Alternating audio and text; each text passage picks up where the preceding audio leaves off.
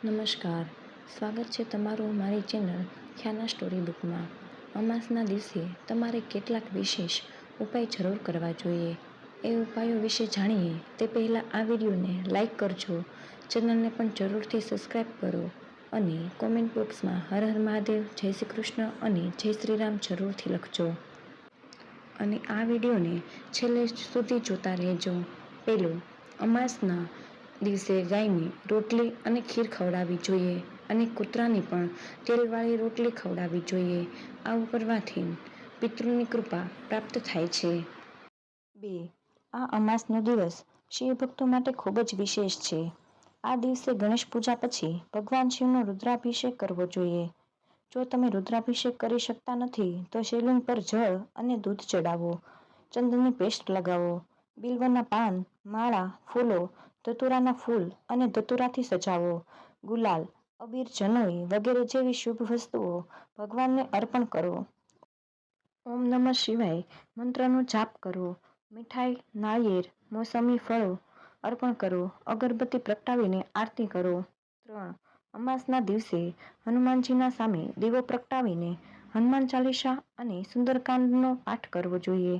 તમારે રામ નામનો જાપ પણ કરવો જોઈએ. 4. આ દિવસની શરૂઆત સૂર્યપૂજાથી કરો. સવારે વહેલા ઉઠો અને સ્નાન કર્યા પછી તાંબાના વાસણમાંથી સૂર્યદેવને જળ અર્પિત કરો. ઓમ સૂર્યાય નમઃ મંત્રનો જાપ કરો. સૂર્યને જળ અર્પણ કરવા માટે તાંબાના વાસણનો ઉપયોગ કરો. 5. અમાસના દિવસે ઊંડા ખાડામાં અથવા કૂવામાં 1 ચમચી દૂધ રેડવું જોઈએ. તેનાથી કામમાં આવતા અવરોધો દૂર થાય છે. તમારું ભાગ્ય હંમેશા તમારો સાથ આપશે. 6. પીપળાની પૂજા કરવી. અમાસના દિવસે પીપળાના ઝાડની પૂજા કરવી અને તલના તેલનો દીવો પ્રગટાવો. આ દીવમાં થોડાક કાળા તલ નાખવા જોઈએ. 7. ભગવાન વિષ્ણુ અને દેવી લક્ષ્મીને પવિત્ર કરો. દક્ષિણાવતી શંખને કેસર મિશ્રિત દૂધથી ભરી દો અને તેનાથી ભગવાનનો અભિષેક કરો. ઓમ નમો ભગવતે વાસુદેવાય નમઃ મંત્રનો જાપ કરો. તુલસી સાથે મીઠાઈ અર્પણ કરો. અગરબત્તી પ્રગટાવીને આરતી કરો. 8. અમાસના દિવસે પવિત્ર નદીમાં સ્નાન કરવાની પરંપરા છે. જો તમે કોઈ નદીમાં સ્નાન કરી શકો નહીં તો પોતાના ઘરે જ પાણીમાં ગંગાજળના ટીપાં મિક્સ કરીને સ્નાન કરો. આવું કરવાથી પણ તીર્થ સ્નાન સમાન પુણ્ય મળે છે. સ્નાન કર્યા પછી જરૂરિયાતમંદ લોકોને ધન અને અનાજનું દાન કરવું જોઈએ. 9. ગાય માતાની મૂર્તિ સાથે બાળ ગોપાલને પવિત્ર કરો. તુલસી સાથે માખણ અને મિશ્રી ચડાવો. કૃષ્ણાય નમઃ મંત્રનો જાપ કરો. 10. ઘઉંનું દાન. અમાસના દિવસે ઘઉંનું દાન કરવાથી શનિ અને સૂર્યગ્રહો બળવાન બને છે, જેના કારણે વ્યક્તિને નોકરીમાં સફળતા મળે છે. સફેદ તલનું દાન. અમાસના દિવસે સફેદ તલનું દાન કરવાથી શુક્ર ગ્રહ બળવાન બને છે, જેના કારણે વ્યક્તિને અનેક સુખ સુવિધાઓ મળે છે. 11. કાલ્પ સર્પદોષ દૂર કરવા.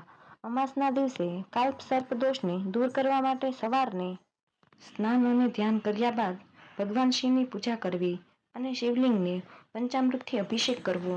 મસૂરનું દાન. અમાસના દિવસે પર મસૂરનું દાન કરવાથી મંગળ ગ્રહ બળવાન બને છે, જેના કારણે સંપત્તિમાં વધારો થાય છે. ચોખાનું દાન. અમાસના દિવસે ચોખાનું દાન કરવું ખૂબ જ શુભ માનવામાં આવે છે. આ ચંદ્રને મજબૂત બનાવે છે, જે જીવનમાં સુખ શાંતિ લાવે છે. 13. હરિયાળી અમાસ. પ્રકૃતિને કંઈક આપવાનો પર્વ છે. આ દિવસે પ્રકૃતિની હરિયાળી જાળવી રાખવા માટે ઓછામાં ઓછા એક ઝાડ છોડ કોઈ મંદિરમાં કે કોઈ જાહેર સ્થળે વાવવો જોઈએ. સાથે જ તે ઝાડ છોડની દેખરેખ કરવાનો નિયમ લેવો. અમાસના દિવસે કેળા, બિલ્વપત્ર, આમળા કે તુલસીનો છોડ વાવવો જોઈએ. અમાસના દિવસે ભૂલથી પણ ન કરો આ કામ. 1. નવા કાર્યની શરૂઆત. ધાર્મિક માન્યતા અનુસાર અમાસના દિવસે કોઈ પણ નવા કાર્યની શરૂઆત ન કરવી જોઈએ. એવું માનવામાં આવે છે કે આવું કરવાથી તમારું કામ સફળ થતું નથી. તેની સાથે જ તમને અશુભ પરિણામ પણ મળે છે. 2. અમાસના દિવસે દારૂ, માંસ, લસણ અને ડુંગળીનું સેવન ન કરવું જોઈએ. આ દિવસે કોઈ પણ વ્યક્તિ પ્રત્યે મનમાં ખોટા વિચારો ન રાખો અમાસના દિવસે વૃક્ષો, છોડ અને પશુ પક્ષીઓનું ધ્યાન રાખવું જોઈએ. 2. વાળ અને નખ ન કાપો. એવી માન્યતા છે કે અમાસના દિવસે નખ ન કાપવા જોઈએ. આ સિવાય વાળ કાપવાનું પણ ટાળવું જોઈએ. તે અશુભ માનવામાં આવે છે, જે કરવાથી તમારા જીવનમાં મુશ્કેલીઓ આવે છે. 4. અમાસના દિવસે વાદ વિવાદ કે ઝઘડો કરવાથી ઘરમાં દરિદ્રતા આવે છે. તેનાથી આવે છે. તેનાથી ઘરનું વાતાવરણ પણ બગડે છે અને તમે હંમેશા માનસિક રીતે પરેશાન રહો છો. એવું માનવામાં આવે છે કે આવા ઘરમાં ક્યારેય માતા લક્ષ્મીનો વાસ નથી થતો, જેના કારણે આર્થિક સ્થિતિ સમસ્યાઓ રહે છે.